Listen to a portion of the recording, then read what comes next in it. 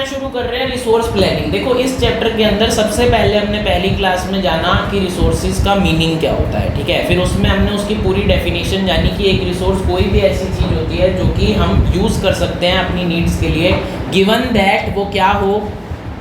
3 limits लगाई थी, given that वो क्या हो।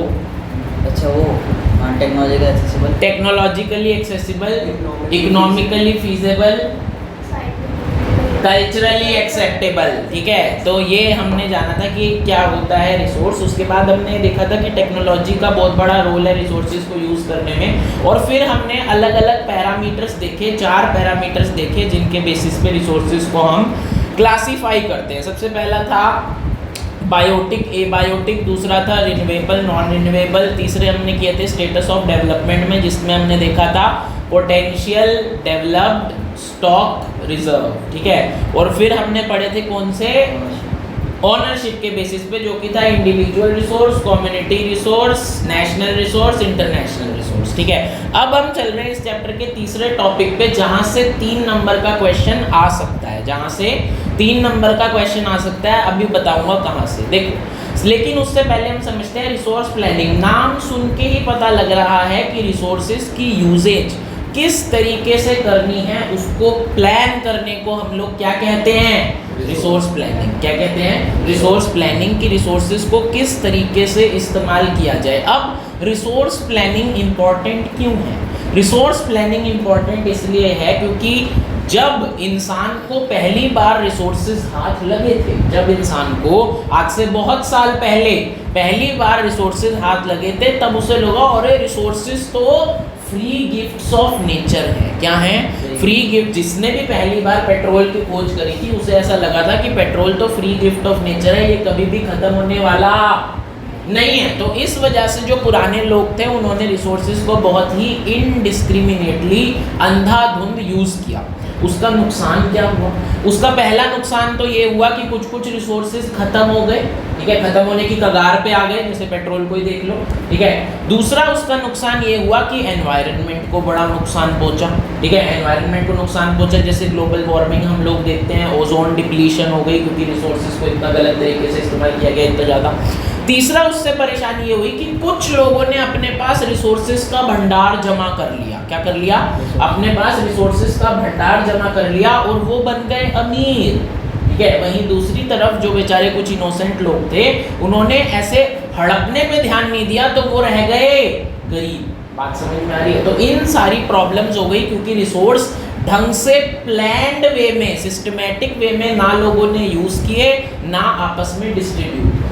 लेकिन अब शुरू में तो चलो जो खराबी हो गई, धीरे धीरे इस चीज को रेक्टिफाई, इस चीज को करेक्ट तो करना है ना, ठीक है। तो उसी के लिए इंपॉर्टेंट है रिसोर्स प्लानिंग, ठीक है। अब रिसोर्स प्लानिंग में मेजरली 3 स्टेप्स होते हैं। क्या होते हैं, मेजरली 3 स्टेप्स होते हैं। सबसे पहला स्टेप होता है कि कहीं पर जो भी कोई भी रिसोर्स अवेलेबल है उसकी सर्वेइंग करना, मैपिंग करना। क्या करना, सर्वेइंग करना, मैपिंग करना, कि ये पता लगाना, प्रेजेंट साइंटिफिक नॉलेज का यूज करके ये पता लगाना कि कौन सी जगह पर कितना रिसोर्स अवेलेबल है, ठीक है, उसका पता लगाना, ठीक है। सेकेंड स्टेप होता है एक डिटेल्ड ब्लूप्रिंट बनाना। क्या बनाना, ब्लूप्रिंट बनाना, मतलब एक detailed step by step process बनाना कि ये तो पता लग गया फर्स्ट स्टेप में कि कहाँ पर कौन सा रिसोर्स अवेलेबल है। एक detailed step by step process बनाना कि कैसे हम उसको यूज कर सकते हैं, पा सकते हैं, डेली लाइफ में यूजेबल बना सकते हैं, देश के फायदे के लिए इस्तेमाल कर सकते हैं।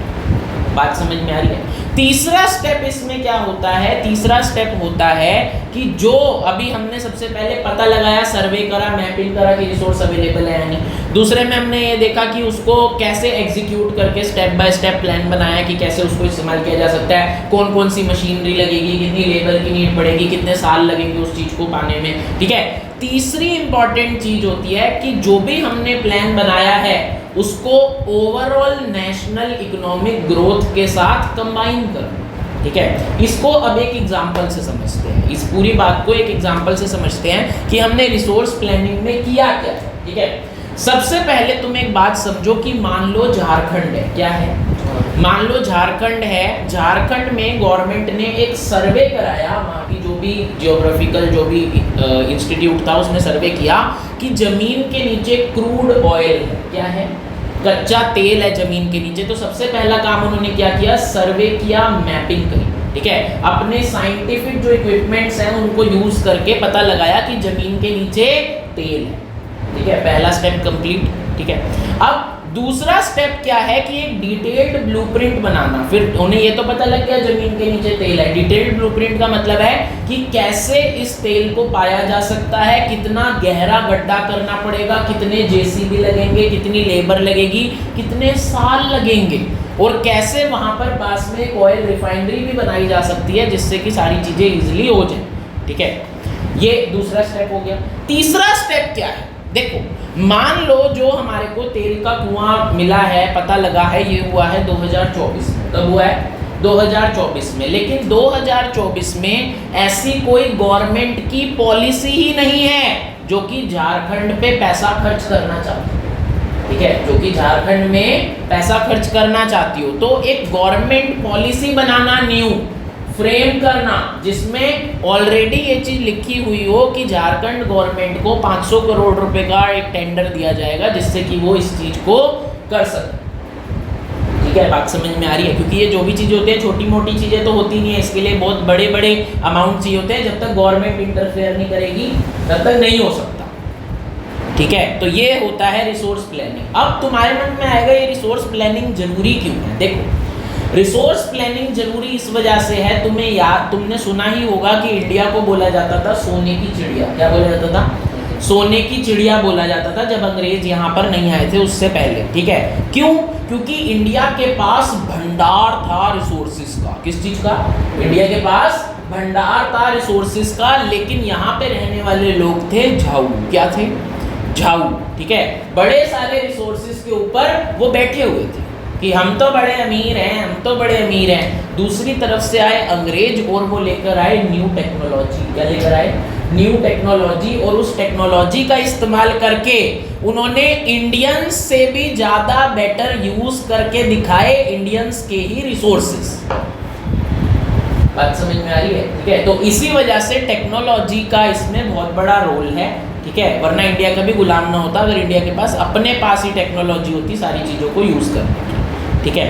अब रिसोर्स प्लानिंग में ही अगली चीज हमारे को क्या पढ़नी है, हमारे को पढ़नी है महात्मा गांधी के बारे में। किसके बारे में, महात्मा गांधी जी के बारे में। कि गांधी जी ने एक बात बोली थी कि सस्टेनेबल डेवलपमेंट करना बहुत ही जरूरी है। देखो माना कि जितने भी रिसोर्सेज अवेलेबल हैं, हम चाहें तो उनका यूज़ करके अपने लिए आज एक बहुत ही बेहतर समय बना सकते हैं। लेकिन अगर हमने सारे रिसोर्सेज आज ही खत्म कर लिए तो फ्यूचर जनरेशन्स के लिए कुछ बचेगा नहीं, ठीक है। तो इसी वजह से गांधी जी ने एक लाइन बोली थी कि there is enough for everyone's need but not for anyone's greed. कि सबकी जरूरतें पूरी हो जाए, नेचर ने हमारे को इतने रिसोर्सेज दिए हैं, लेकिन एक बंदे की भी ग्रीड पूरी हो सके, लालच पूरा हो सके, इतना भी नहीं दिया, ठीक है। क्योंकि लालच जो है उसकी कोई सीमा नहीं होती, कोई लिमिट नहीं होती। बात समझ में आ रही है। अब इसी में हम लास्ट चीज पढ़ेंगे आज, वो जो कि है रियो डी जेनेरियो अर्थ समिट। क्या पढ़ेंगे,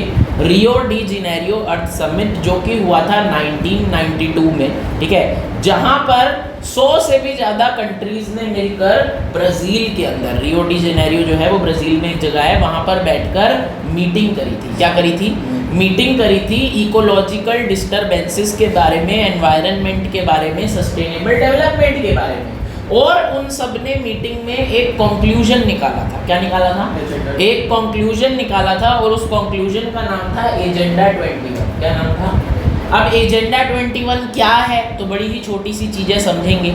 एजेंडा 21 में जितने भी देश थे उन्होंने मिलकर ये बात सोची कि यार देखो, हर एक देश की सिचुएशन अलग है, हर एक देश के सर्कमस्टांसेस अलग हैं। किसी देश के लिए सबसे बड़ा चैलेंज है पॉपुलेशन, तो किसी देश के लिए सबसे बड़ा चैलेंज है पॉल्यूशन, ठीक है। तो इस वजह से हम एक ही ब्लूप्रिंट जो है या एक ही स्ट्रेटजी जो है वो सारे देशों में अप्लाई नहीं कर सकते। तो एजेंडा 21 का मेन मकसद ही यही था कि हर एक देश का अलग एजेंडा होगा, हर एक देश का अलग मिनी एजेंडा होगा, नेशनल लेवल पे, स्टेट लेवल पे, टाउन लेवल पे, विलेज लेवल पे, ठीक है, जिससे कि वो अपने वहां पर अपने लेवल पर best of their ability sustainable development को प्रमोट कर सके, ठीक है। बस इतनी ही चीजें पढ़नी है हमें रिसोर्स प्लानिंग के टॉपिक में। इसमें जो 3 नंबर का सवाल आएगा, अगर आएगा तो 3 नंबर का सवाल बहुत इंपॉर्टेंट आ सकता है कि discuss the steps of resource planning, और उसमें तुम्हारे को वही 3 स्टेप लिखने हैं, वही जो अभी हम पढ़ेंगे। बात समझ में आ रही है? अब हम पढ़ना शुरू करें। एक बेसिक ओवरव्यू मिल गया, आज हम क्या पढ़ने जा रहे हैं, ठीक है। चलो, तो हम लोग पढ़ रहे हैं रिसोर्स प्लानिंग, ठीक है। रिसोर्स प्लानिंग पढ़ने से पहले यहाँ पे ध्यान देंगे, resource planning are vital for human survival as well as maintaining the quality of life, ठीक है। कुछ भी करने के लिए रिसोर्सेज जरूरी हैं ताकि ह्यूमन लाइफ की क्वालिटी मेंटेन रहे। शुरू में जब इंसान को पहली बार रिसोर्सेज मिले तो उसने पागलों की तरह उसका इस्तेमाल किया। At first people thought that resources are free gifts of nature, इस वजह से this led to indiscriminate and large scale exploitation, तो इस वजह से वो रिसोर्सेज को एक्सप्लॉयट करने लग गया, जिससे 3 परेशानी आई। क्या परेशानी आई? एक तो हो गया डिप्लीशन ऑफ रिसोर्सेज, जब एकदम अंधाधुंध रिसोर्सेज का इस्तेमाल किया तो जैसे पेट्रोल, कोल जो है ये खत्म होने की कगार पे आ गए हैं, ये सब हो गया। दूसरा क्या था कि ग्लोबल इकोलॉजिकल क्राइसिस हो गया, मतलब जो हमारा एनवायरनमेंट है उस पर बहुत ही गलत प्रभाव पड़ा, गलत खराब हो गया वो, जैसे ग्लोबल वार्मिंग बहुत ज़्यादा हो गई है, ओजोन डिप्लीशन हो गया है, ठीक है, ओजोन लेयर, ठीक है। आगे चलते हैं, एक्यूमुलेशन हो गई फ्यू हैंड्स में, यानी कि कुछ लोगों ने तो लूट खसोट करके अपने पास बड़े सारे रिसोर्सेज एक्यूमुलेट कर लिए, भर लिए, लेकिन कुछ लोग जो इनोसेंट थे उन्होंने नहीं किया, तो इस वजह से एक सोसाइटी में डिवीजन आ गया बिटवीन रिच एंड पुअर, ठीक है। ये तीनों चीज़ें क्यों हुई? क्योंकि रिसोर्स ढंग से प्लान्ड नहीं थे, ठीक है, लोगों ने अंधाधुंध उसका इस्तेमाल किया, ठीक है। अब देखो क्या है, रिसोर्स प्लानिंग जो है वो इम्पोर्टेंट क्यों है, ठीक है। पेपर में डायरेक्टली ये क्वेश्चन नहीं आएगा पर इनडायरेक्टली आ सकता है, बहुत ही जनरल बातें तुम अपने मन से भी लिख सकते हो। Resource planning is important for judicious use of resources, क्यों है नीड? क्योंकि पहली बात तो रिसोर्सेज लिमिटेड है, क्या है? लिमिटेड है, तो अगर उनको ठीक से प्लान नहीं करेंगे तो गड़बड़ हो सकती है, खत्म हो सकते हैं। Many resources pollute the environment, और कुछ रिसोर्सेज ऐसे हैं जिनको यूज करने पे पोल्यूशन कोज होता है, तो उनको ध्यान से ओनली व्हेन नेसेसरी यूज करना चाहिए, ठीक है। तीसरा क्या है, they are not equally divided in the society, कुछ लोगों के पास जरूरत से ज़्यादा रिसोर्सेज है और कुछ लोगों के पास बेयर मिनिमम बेसिक फैसिलिटीज जितने भी नहीं है, ठीक है। तीसरा क्या है, lack of resources may lead to low economic growth. देखो, जिस देश में रिसोर्सेज ज़्यादा होंगे वो ग्रो भी ज़्यादा कर जाएगा, जैसे दुबई, ठीक है। दुबई में देखा जाए तो लोग कोई बहुत ज़्यादा महा टैलेंटेड नहीं है एज कम्पेयर टू दूसरे देश, इंडिया को ही देख लो, लेकिन वो लोग ज़्यादा अमीर हैं। क्यों? क्योंकि उनके पास एक बहुत बड़ा बेसिक रिसोर्स है, पेट्रोल। बात समझ में आई है, ठीक है। वेयरएज अब इंडिया के लोग चाहे ज़्यादा मेहनती हैं, ठीक है, बट उनके पास कोई ऐसा एक्सक्लूसिव रिसोर्स नहीं है, तो वो कंपैरेटिवली दुबई से गरीब रह गए। बात समझ में आ रही है, ठीक है। अगला क्या है, future generations need resources for a good life, they should be use sustainably. तो एक और रीजन है रिसोर्सेज को प्लान करके यूज करने का कि फ्यूचर जनरेशन के लिए भी कुछ छोड़ना है, ये नहीं कि बस आज आया और खत्म, ठीक है। अब रिसोर्स प्लानिंग करते कैसे हैं, most important part of this topic, ठीक है। उसके हैं 3 स्टेप्स। क्या हैं? 3 स्टेप्स, ठीक है। सबसे पहला स्टेप है आइडेंटिफिकेशन एंड इन्वेंट्री, जिसे हम कहते हैं survey of quantity and quality of resources. जैसा मैंने बताया कि पता लगा कि झारखंड के अंदर कच्चा तेल है जमीन के नीचे, तो सबसे पहले वहाँ पे सर्वे किया गया, साइंटिफिक मशीनों के हिसाब से ये पता लगाया गया कि भाई कहाँ है पेट्रोल, कौन से एरिया में है पेट्रोल, पक्का है भी या नहीं, कहीं नाले की कोई पाइप तो नहीं टूट गई, ऐसा लग रहा है पेट्रोल है, ठीक है। दूसरा होता है evolving a development planning structure, यानी कि blueprint of the technology required, ठीक है। दूसरा क्या करना होगा, एक डिटेल्ड प्लानर बनाना होगा कि माना कि कहीं पर कोई रिसोर्स है, फर्स्ट स्टेप में पता लगा, अब उसको किस तरीके से एक्सट्रैक्ट किया जा सकता है, उसके लिए कितनी टेक्नोलॉजी लगेगी, कितने लोग लगेंगे, कितने साल लगेंगे, कितना पैसा लगेगा, ठीक है। ये एक प्लानर बना, ठीक है। तीसरा स्टेप होता है matching the plan with overall national development plans, this means checking overall budget allocation with that of national development. अब मैंने तुम्हें एग्जांपल में पहले ही बोला कि झारखंड में तेल मिला है, दूसरा स्टेप क्या किया, पूरा वहाँ पे प्लानर बनाया, कितने लोग लगेंगे, कितना पैसा लगेगा, कितने साल लगेंगे, वटेवर, ठीक है। पर हमें ये भी तो ध्यान देना है कि पता नहीं गवर्नमेंट की अभी इंटेंशन है या नहीं झारखंड में इतना इन्वेस्टमेंट करने की, ठीक है। और अगर इंटेंशन नहीं है तो फिर ऐसे न्यू प्लान्स बनाना इंटरनेशनल लेवल पे जो कि पूरे देश की ग्रोथ के साथ मैनेज हो। इसको एक एग्जांपल से समझो, हमने देखा कि झारखंड में तेल मिला है और उसको पता लगाने के लिए 500 करोड़ रुपए का खर्चा है, ठीक है। लेकिन क्या पता अभी पिछले ही साल इंडिया में फेमाइन आई, ठीक है, इंडिया के नॉर्थ इंडिया में फेमाइन आई, ठीक है। तो अभी गवर्नमेंट की पहली प्रायोरिटी है कि जो राजस्थान में, जो गुजरात में, जो पंजाब में फार्मर्स भूखे मर रहे हैं उनकी हेल्प करे, ठीक है, ना कि झारखंड में तेल मिला उसको रोके। बात समझ में आ रही है? तो ये है तीसरा पॉइंट, ठीक है, कि matching the plan with overall national development plans.